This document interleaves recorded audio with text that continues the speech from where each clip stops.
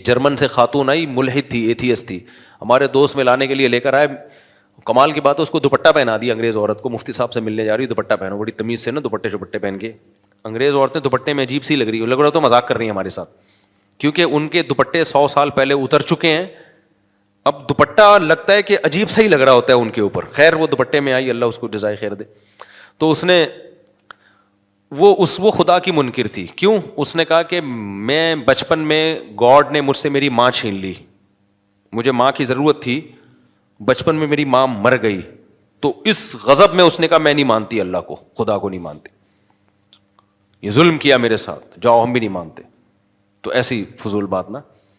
خیر اس کو تو جو میں نے جواب دینا تھا دے دیا.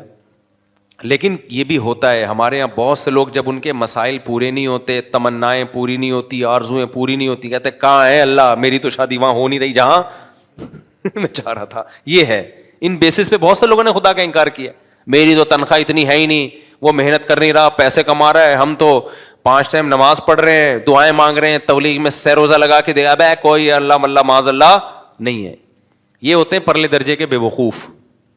یہ اللہ کے وجود کو ایسے ماننا چاہتے ہیں کہ اللہ ہو لیکن ہم خدا کے خدا ہوں, وہ ہمارا بندہ ہو.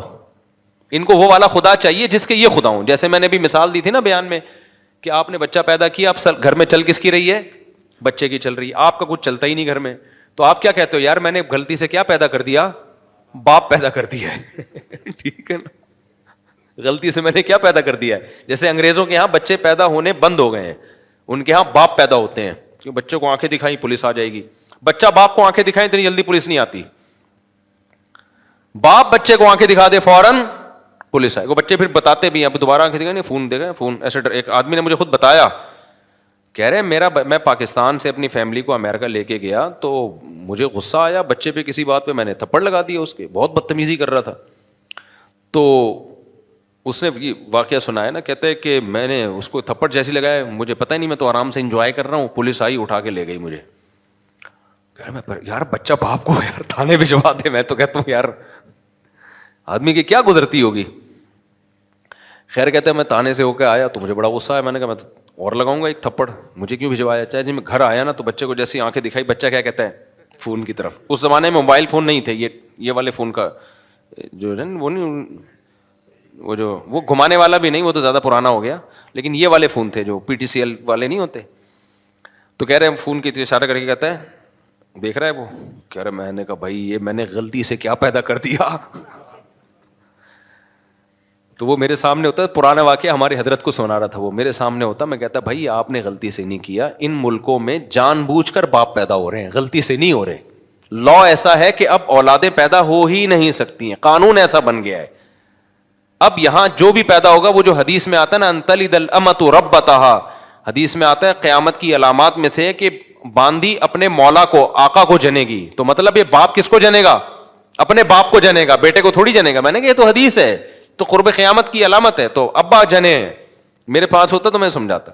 کہتے پھر میں نے سوچا کہ یار یہ تو بڑا مسئلہ ہو گیا نا, تو بڑا مسئلہ ہو گیا, اب یہ تو میرے ہی باپ بن کے زندگی گزاریں گے. تو کہتے ہیں میں نے پھر بہانے سے یہ کیا, میں نے کہا کہ تمہیں پاکستان لے کے جا رہا ہوں, تو وہاں پھر ایسا بھی نہیں ہو سکتا کہ پاکستان لے آؤ آپ, بچہ کمپلین کر دے گا غریب ملک میں لے کے جا رہا ہے مجھے, ٹھیک ہے نا, آپ نہیں لے جا سکتے اپنے بچے کو اپنی مرضی سے, امریکن نیشنل ہے وہ, تو گورنمنٹ پکڑ لے گی, بولے کہ یہاں پیدا ہوا تو لے کے کیسے جا رہے ہیں وہاں پہ. تو کہہ رہے میں نے پھر بچوں کو یہ کہا کہ ہم ذرا چلتے ہیں گھومنے, قائد اعظم کا مزار دیکھیں گے اور یہ وغیرہ وغیرہ جو چیزیں ہوتی ہیں ہم یہ آپ کو دکھائیں گے. بچوں نے کہا ٹھیک ہے جی, انجوائے کریں گے. کہہ رہے جب میں ایئرپورٹ پہ لے کر آیا, گھر میں لے کر گیا میں, اس کے بعد میں نے کہا بلا پولیس کو. آگے میں یوٹیوب کی پالیسی کے خلاف ہے, میرے خلاف نا ایتھیسٹ بہت ساری کمپلینس انہوں نے ڈالی ہوئی ہیں یوٹیوب کو, اس کا چینل بند کرو, بہت زیادہ کمپلینس گئی ہوئی ہیں. تو آگے اس نے وہ کچھ کیا جو یوٹیوب کی پالیسی کے خلاف. بچے کہہ رہے ہیں ہمارا قصور کیا, کہہ رہے ہیں انجوائے کر رہا ہوں میں, انجوائے. ٹھیک ہے ویسے ہی یار, بس بہت دن ہو گئے تھے, سمجھتے ہو. تو انتلد الامۃ ربتہا, باندھی کس کو جنے گی؟ اپنے آقا کو. وہ جننا شروع, بچے باپوں نے اپنے باپوں کو پیدا کرنا شروع کر دیا. تو میں یہ مثال کس پہ دے رہا تھا, پھر دائیں بھائی بیان چلا جاتا ہے یار, کہاں لے کے چلتے ہیں بیان. یہ مثال کس پہ آئی ہے؟ وہ بتا رہے. ہاں وہ بہت بہترین مثال میں دے. شکر ہے آپ نے یاد دلا دی, جزاک اللہ. تو میں مثال یہ دے رہا تھا کہ جو لوگ یہ کہتے ہیں نا ہم ٹینشن میں ہمارے اللہ نے یہ بھی نہیں کیا یہ بھی نہیں کیا, تو اللہ کہتا ہے ایسے اللہ کو ماننے کا فائدہ, وہ اللہ کا انکار کر دیتے ہیں اس بیس پہ کہ یار اللہ ہمارے کام تو بنا نہیں رہا, جہاں میں شادی کرنا چاہ رہا ہوں وہاں شادی نہیں ہو رہی, اور جہاں میں پیسے اتنے کمانا چاہ رہا ہوں جاب نہیں مل رہی, غربت مہنگائی میں خرچے پورے نہیں ہو رہے, تو دعائیں مانگ کے دیکھ لی دعائیں پوری نہیں ہو رہی, تو میں نہیں مانتا ہے معاذ اللہ ایسے اللہ کو. اس طرح کے بہت لوگ ہیں. بھائی بات یہ ہے کہ جب آپ اللہ کو مان رہے ہو نا, تو اللہ کا مطلب پتہ ہے کیا ہے, کہ چلے گی اس کی, چلے گی آپ کی نہیں. اللہ کہتا ہے ایسے والے اللہ کو مانو, ایسے والے اللہ. جب اللہ کی چلے گی تو اللہ چاہے گا تو آپ کی مرضی کی ہو جائے گی شادی, نہیں چاہے گا تو نہیں ہوگی. اللہ چاہے گا تو آپ کو آپ کی مرضی کی جاب مل جائے گی, نہیں چاہے گا تو نہیں ملے گی. تو اللہ کو ماننے کا مطلب اللہ وہ ہے, ہم اللہ تھوڑی ہیں. تو چاہتے اللہ کی پوری ہوں گی, ہماری تھوڑی پوری ہوں گی, ہماری اتنی پوری ہوں گی جتنی اللہ چاہے گا. تو اگر آپ نے ایسے اللہ ماننا ہے کہ آپ سب کچھ آپ کا چلے, تو پھر اللہ کہتے ہیں پھر میں کس بات کا اللہ ہو گیا بھائی, اللہ تو پھر تو ہے. یہاں ایک اشکال ہوتا ہے کہ جب اللہ نے اپنی ہی چلانی ہے تو ہم سے دعاؤں کا کیوں کہتا ہے. ایک سوال ہوگا, جب اللہ نے میری وہیں کروانی تھی جہاں ابا چاہ رہے تھے, میری والی تو اللہ نے دلانی نہیں تھی مجھے, تو پھر اللہ نے مجھے یہ کیوں کہا کہ راتوں کو اٹھ کے تہجد میں دعائیں مانگا کرو, یہ کیوں کہا اللہ نے. ابے دیکھو میں آپ سے کہتا ہوں, میں کسی وزیر ہوں فرض کرو, میں نے آپ سے کہا اپلیکیشن لکھ کے دو, ایک پراپر طریقہ ہے, یہ کام آپ چاہتے ہو نا, آپ کے گھر میں بجلی کا کنیکشن لگ جائے, گیس کا کنیکشن لگے گا تو پھر بھی نہیں, لیکن ایک مثال دے رہا ہوں, گیس کا کنیکشن لگ جائے تو آپ ایک اپلیکیشن دو, پراپر طریقے سے لکھ کے دو, تو ہم آپ کا وہ کام کر دیں گے. یہاں دفتر میں کھڑے ہو کے ہمارا سر خراب مت کرو. ہوتا ہے نا, جیسے مجھ سے کوئی ملنے کے لیے آتا ہے بے وقت آ جائے, تو میں کہتا ہوں بھائی ایک طریقہ ہے, ایڈمن سے رابطہ کرو, پھر بتاؤ کیوں ملنا چاہ رہے ہو. بعض دفعہ بلا وجہ رشتے کے لیے آ رہے ہوتے ہیں, ہماری شادی کرا دیں, تو بھائی میں نہیں شادیاں کراتا لوگوں کی, یہ کام میرا ہے ہی نہیں. تو کوئی وجہ بتاؤ گے, وہ وجہ معقول وجہ ہوگی, پھر ہم ٹائم دے دیں گے, اس ٹائم پہ آ جانا. میں تو پھر فارغ کر کے بیٹھتا ہوں اپنے آپ کو اس ٹائم پہ. تو لیکن آپ اس ٹائم پہ بھی آ گئے, پھر بھی میں نہیں مل رہا, تو آپ کو غصہ آئے گا نا. پھر ہمیں یہ لمبا چوڑا پروسیس, بولو بتایا کیوں تھا بھائی, پہلے عثمان سے رابطہ کرو, پھر کوئی مفتی صاحب ڈائری میں دیکھیں گے سلاٹ خالی ہے تو اس کو دے دو, یہ سارا کر کے بھی آئے تو جب مفتی صاحب ہے ہی نہیں. آج میں نے ظہر میں کسی کو نکاح کا ٹائم دیا تھا, ظہر میں جامع الرشید میں مجھے ضروری کام تھا, اور مجھے کام کی وجہ سے میں نہیں آ سکتا تھا, لیکن چونکہ میں نے ٹائم دیا تھا, صرف ایک 5 منٹ کا اس کا نکاح پڑھانے کے لیے میں اتنا لمبا سفر کر کے آیا اور نکاح پڑھا کے واپس گیا. میرا 1 گھنٹہ لگا. لیکن کیوں, اگر میں نہیں آتا تو برائی ہوتی نا. یہ اگلا کہتا ہے یار مفتی صاحب نے ٹائم دیا اور بھاگ گئے. حالانکہ مجھے بہت مشکل ہوئی تھی وہ نکاح پڑھانے, لیکن میں نے کہا یار یا تو ٹائم نہیں دیتے, دیا ہے تو اب اس کو پورا کرنا ہے, یا تو 1 ہفتہ پہلے مجھے پتا چل جاتا نا میری تو میں 1 ہفتہ پہلے وہ کینسل کر دیتا. لیکن عین وقت پہ کینسل کرنا غیر اخلاقی حرکت ہے, الا یہ کہ کوئی بہت ہی ایمرجنسی ہو جائے. تو ایسی اتنی بہت ایمرجنسی نہیں تھی. کتنا ٹائم میں نے 5 منٹ کے کام کے لیے اپنا برباد کیا, 1 گھنٹہ برباد. اس سینس میں نہیں کہ وہ واقعی برباد, لیکن ظاہری لحاظ سے تو برباد ہی ہوا نا. لیکن بات یہ ہے کہ جب ایک عام آدمی اس کا خیال کر رہا ہے کہ جب کسی کو ٹائم دیا ہو تو بھائی پورا کرنا ہے, اللہ یہ کہ ایمرجنسی ہو جائے, ایک پروسیس رکھا ہے, جب آپ اس پروسیس کو پورا کرو گے تو پھر تو ٹائم دینا ہے. تو اللہ میاں نے بھی جب یہ کہہ دیا کہ بھائی ایسا ہی نہیں بلکہ باقاعدہ دعا مانگو, 2 رکعت پڑھو, ہاتھ اٹھاؤ, گڑ گڑاؤ, مجھ سے مانگو میں دیتا ہوں, ہم نے سارا پروسیس پورا کر لیا, پھر بھی اللہ دے نہیں رہا. اس کی کہیں اور ہو گئی, اس کے بچے ہم کو ماموں کہہ رہے ہیں. پھر آدمی کو غصہ آتا ہے, یار یہ ایتھیسٹ لوگ بہت سے یہی کہتے ہیں کہ پھر بولا کیوں تھا دعائیں مانگو, جب گورنمنٹ ہمیں کہتی ہے اپلیکیشن لکھ کے دو اور جب تمہارا نمبر آئے گا تو اس اپلیکیشن پہ غور ہوگا تو ہم یہ تمہارا نلکا لگوا دیں گے. جب گورنمنٹ نلکا نہیں لگاتی ہم گورنمنٹ پہ لعنتیں بھیج رہے ہوتے ہیں, یار ہمارے گٹر کے ڈھکن کی 50 درخواستیں ہم نے جمع کرا دی ہیں, گٹر کا ڈھکن نہیں لگ رہا, کرپٹ حکومت ہے, یہ ہے وہ ہے. تو یہی ہوتا ہے, پھر ہم حکومت کا انکار کر دیتے ہیں, بغاوت پہ آتے ہیں. تو ہم اللہ میاں بھی ہمیں کہا کہ ادعونی استجب لکم, دعائیں مانگو میں تمہاری دعاؤں کو سنوں گا, تمہاری پکار کا جواب دوں گا. سب جوتے کا تسمہ بھی مانگنا ہو وہ بھی ٹوٹ جائے تو مجھ سے مانگو. تو اللہ یہ تو جوتے کے تسمے مجھ سے مانگو, اور ہم جناب تجھ سے ضروری چیزیں مانگ رہے ہیں. روٹی تو ضروری ہے, روزگار ضروری ہے, اور غریبوں کو کتنی گالیاں آج کل فیس بک پہ پڑ رہی ہیں. تو اے اللہ یہ تو اب یہ تو ہم نے سہ روزہ بھی لگا لی, حج کر کے دعائیں مانگ لی, بیت اللہ کے غلاف کو پکڑ پکڑ کے جتنا ایکسٹریم لیول پہ ہم جا سکتے تھے نا چلے گئے. عمرے پہ گئے, وہاں ہم نے بیت اللہ کے غلاف کو پکڑ پکڑ کے دعائیں مانگی, مگر پھر بھی ہمیں ماموں کے علاوہ کوئی لفظ نہیں ملا. بہت سے لوگ اس چکر میں ایتھیسٹ ہوتے ہیں کہ یار یہ کوئی خدا ودا معاذ اللہ نہیں ہے, ہوتا تو کچھ تو اس کو ترس آتا نا ہمارے اوپر. تو یہ ایک اشکال ہوتا ہے. پہلا جواب تو میں نے دیا, پہلا جو جواب ہے نا کہ آپ اللہ کو اللہ نہیں مان رہے, آپ اللہ کے اللہ بننے کی کوشش کر رہے ہو, اس اشکال کا جواب تو ہو گیا. لیکن دوسرا اشکال ہوتا ہے یہ اللہ ہی کے کہنے پہ تو ہم کر رہے ہیں. تو خوب سمجھ لو, اللہ نے جو کہا ہے نا کہ مجھ سے دعائیں مانگو تو میں تمہاری حاجات کو پورا کروں گا, تو دنیا میں تو جب ہم کسی کو کہتے ہیں نا کہ میں حاجات کو پورا کروں گا, تو ایمان بالغیب والا معاملہ نہیں ہوتا. نہ سامنے والے پر لازم ہے کہ ہم پر ایمان لے کر آئے, لہذا ہم اس کی حاجت پورا نہ کریں تو قابل ملامت ہیں. لیکن اللہ کا جہاں تک معاملہ ہے, اللہ حاجات پوری کرتا ہے, لیکن اللہ نے یہ کہا ہے کہ میں اس طریقے سے کروں گا جیسے میری سمجھ میں آئے گا, تمہاری رائے کے مطابق نہیں کروں گا. اس لیے کہ میں نے اپنے آپ کو غیب کے پردوں میں رکھنا ہے. اگر میں نے ایسے دعائیں قبول کرنا شروع کر دی, تم نے یہ مانگا میں نے یہ دے دیا, تو جو ایتھیسٹ ہیں سارے ایمان لے آئیں گے میرے اوپر, معاملہ غیب پہ تھوڑی رہے گا, پھر تو مشاہدے پر ہو جائے گا. سمجھ میں آ رہی ہے بات کہ نہیں آ رہی؟ غیب کا معاملہ تھوڑی رہے گا. پھر تو دنیا میں کوئی کافر نہیں رہے گا, کوئی نافرمان نہیں رہے گا, کوئی مرتد نہیں ہوگا, سارے کہیں گے ادھر دعا, اور پھر دعائیں بھی تو کیا کیا ہوں گی. پھر یہ دعا تھوڑی مانگے گا اللہ یہ دلا دے, اللہ اس جیسی 4 دلا دے. کیا خیال ہے؟ جب گئے بیت اللہ میں دعا مانگی اللہ 1 کروڑ کی جاب لگ جائے, فوراً فون آ گیا لگ گئی ہے. پھر حاجتیں لوگوں کی کوئی محدود ہیں یا لامحدود ہیں؟ لامحدود حاجت. سارے گنجے پہنچیں گے اللہ ہمارے سر پہ بال ہو گئے ہیں, جن کے بال لگ گئے وہ کہیں گے اللہ جو گر رہے ہیں وہ بھی آ جائیں. اللہ کوئی مرے ہی نہیں, نہ میری اماں مرے, نہ میرے ابا مرے, نہ میری بیوی مرے, نہ میرا شوہر مرے, نہ میرا بچہ مرے, فلاں فلاں سب مر جائیں.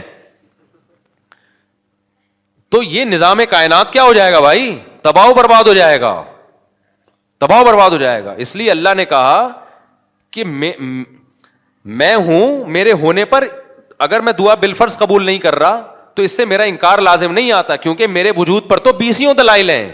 ان دلائل کا کیسے انکار کرو گے تم؟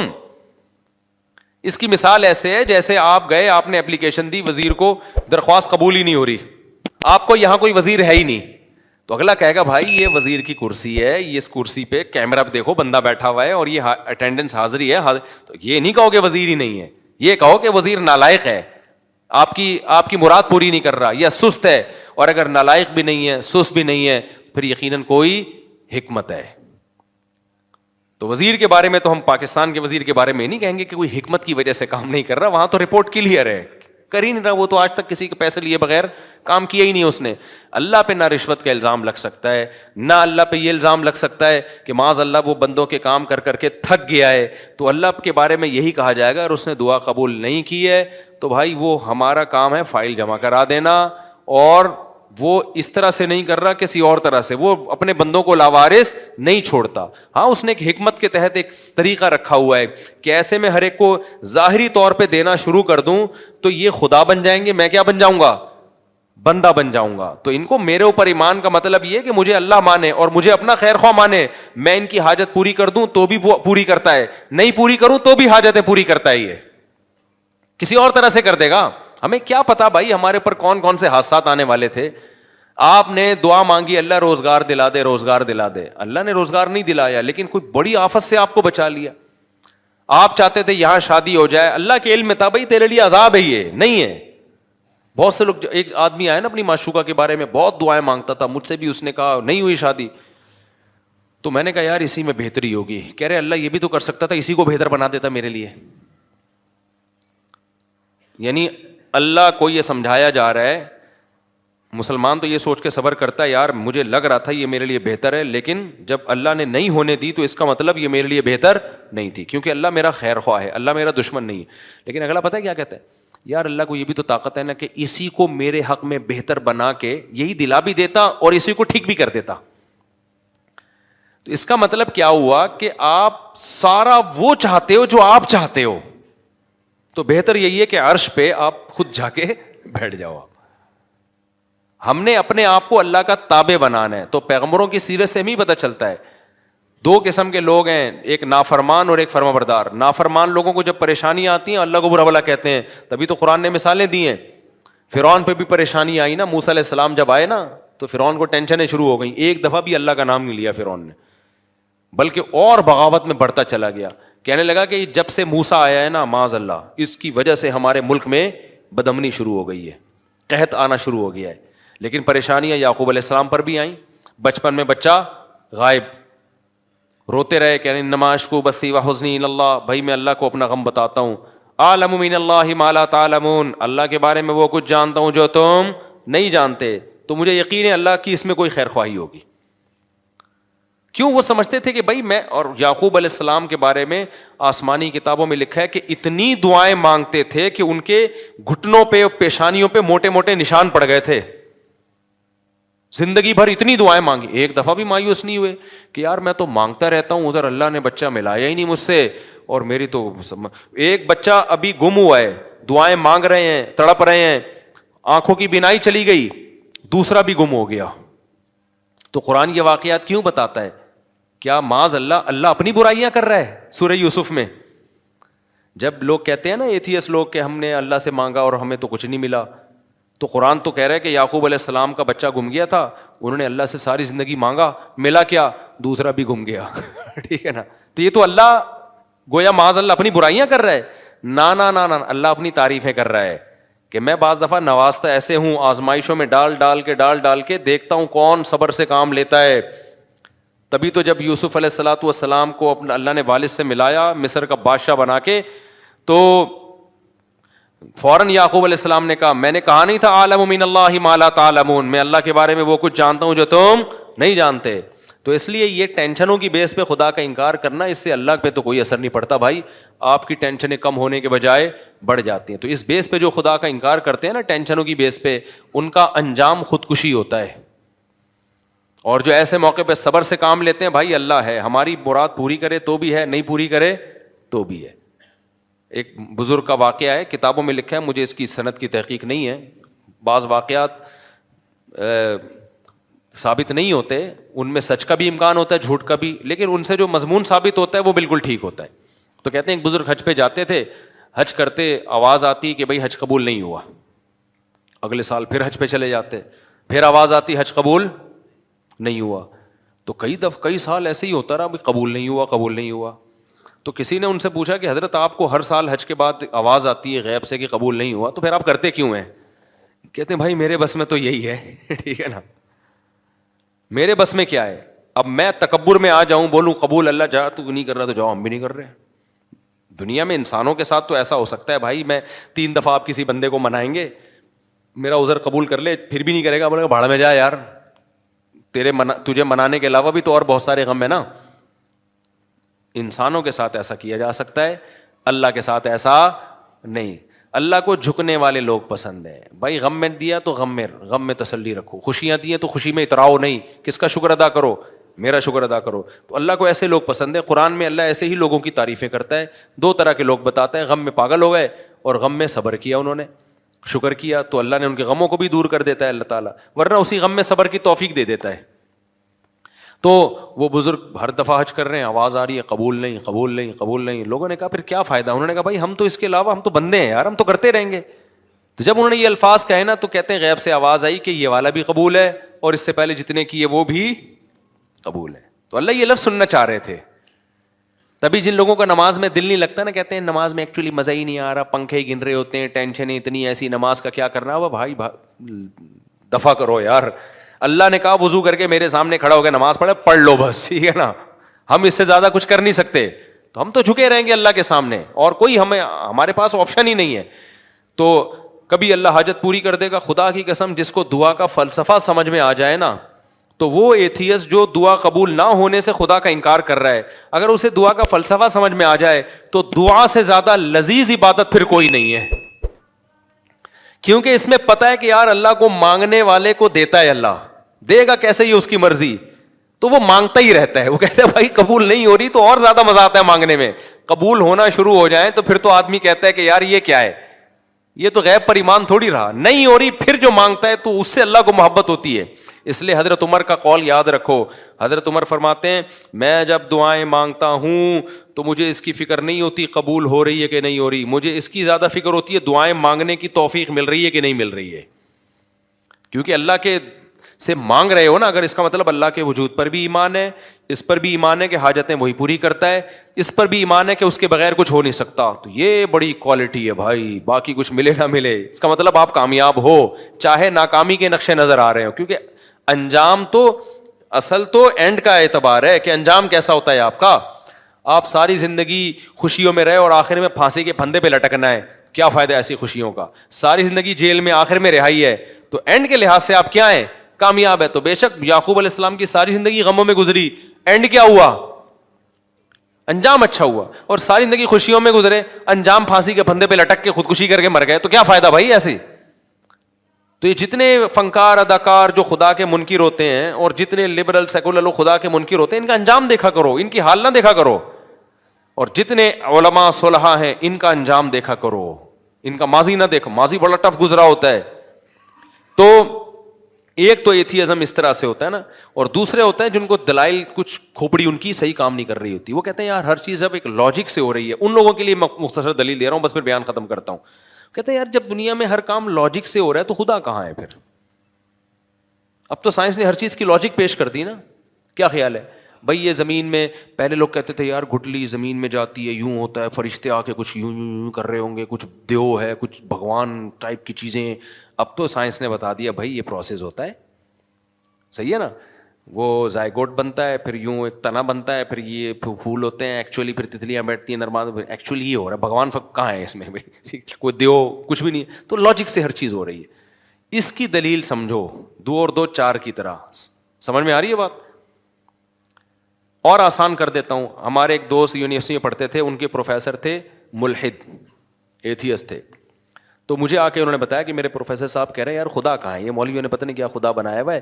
ہم تو گاڑی کے ایکسیلریٹر پہ جب پاؤں رکھتے ہیں تو گاڑی چلتی ہے, جب بریک لگاتے ہیں تو گاڑی رکتی ہے, تو خدا کہاں ہے. خدا کو تو جب مانے پاؤں ایکسیلریٹر پہ رکھا ہوا ہے لیکن گاڑی رک رہی ہے, ٹھیک ہے نا, کوئی غیبی طاقت روک رہی ہے اس. پاؤں بریک پہ رکھا ہے ہم نے, لیکن خدا گاڑی کو کیا کر رہا ہے, چلا رہا ہے. تو یا تو ہر کام لاجک سے ہو رہا ہے, تو لاجک ہی سب کچھ ہے, سائنس ہی سب کچھ ہے. میں سمجھا پا رہا ہوں اپنی بات. یہ وہ اشکال ہے جس کی بیس پہ ہزاروں لوگ مرتد ہو چکے ہیں, اسلام چھوڑ چکے, ہزاروں تو نہیں سینکڑوں تو چھوڑ ہی چکے ہیں. اور جتنے بھی ملحد لوگ ہیں, چاہے عیسائیوں میں, اسلام میں تو بہت کم ارتداد ہے نا, عیسائیت یہودیت میں بہت زیادہ ہے. کہ یار جب ہر کام لاجک سے ہو رہا ہے تو خدا کو ماننے کی ضرورت کیا ہے. سمجھ میں آ رہی ہے کہ نہیں آ رہی ہے. خدا کو ماننے کی یہ کائنات جو سائنسی اصولوں میں جکڑی ہوئی ہے, تو اس کا جواب خوب سمجھو. میں نے ان کو فوراً جواب, وہ بڑے پریشان تھے نا اس سوال سے. ہمارے پروفیسر صاحب نے کہا یار ایکسیلریٹر پہ پاؤں رکھو تو چلتی ہے کیونکہ چلانا ہے اس کا کام, روکو تو کیا ہوتی ہے.